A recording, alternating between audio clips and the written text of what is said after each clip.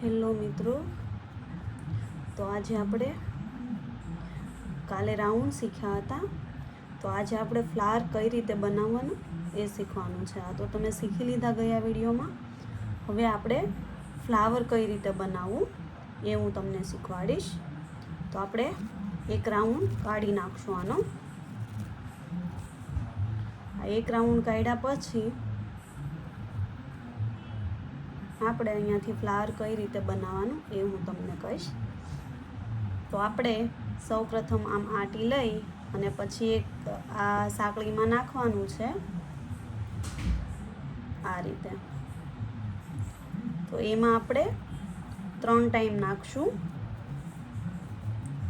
2 અને 1, 3.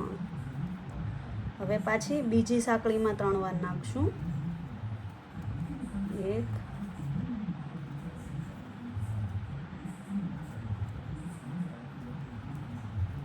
2. હવે જો ત્રીજી વાર નાખીએ ને આપણે એમાં આટી લીધા વગર નાખવાનું છે આ રીતે. એટલે આપણું આ રીતે રાઉન્ડ બનશે. તો એવી જ રીતે હવે બાજુમાં આપણે 3 ટાઈમ નાખીશું, 1, 2 એન્ડ 3. હવે બાજુની સાંકળીમાં 2 ટાઈમ નાખી અને 1 ટાઈમ આટી વગર નાખવાનું છે. 2 અને આ આટી નથી લેવાની, એમ જ નાખવાનું છે અને એમ કાઢી આ 2માંથી પાછું આમ કાઢી નાખવાનું. એટલે આપણું ફ્લાવર જેવો તમે જોઈ શકો તો શેપ આવે છે. એ જ રીતે આપણે કન્ટિન્યુ કરશું.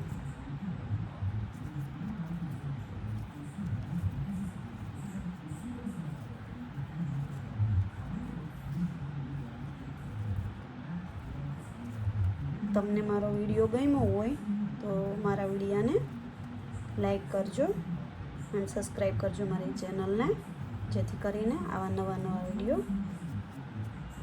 તમને જોવા મળે. તો આ જ રીતે આપણે કન્ટિન્યુ કરવાનું છે. તમે જોઈ શકો છો આપણું ફ્લાવર રેડી થવા આવ્યું છે.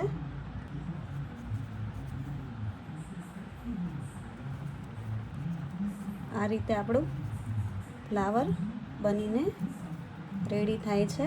તમે જોઈ શકો છો બહુ ઇઝીલી આપણે આ બનાવી શકીએ છીએ. તમારે ક્યાંય બીજે જવાની જરૂર નથી. મારી ચેનલને સબસ્ક્રાઈબ કરજો. જો આવા નવા હું તમને આ નવી ટ્રીક શીખવાડીશ, ઇઝીલી તમને પ્રોસેસ શીખવાડીશ. તમે જોઈ શકો છો મારું ફ્લાવર બનીને રેડી થઈ ગયું છે. એકદમ સિમ્પલ ફ્લાવર. તમારે હજી અલગ કંઈક કરવું હોય તો હું તમને આવતા વિડીયોમાં શીખવીશ. Thank you.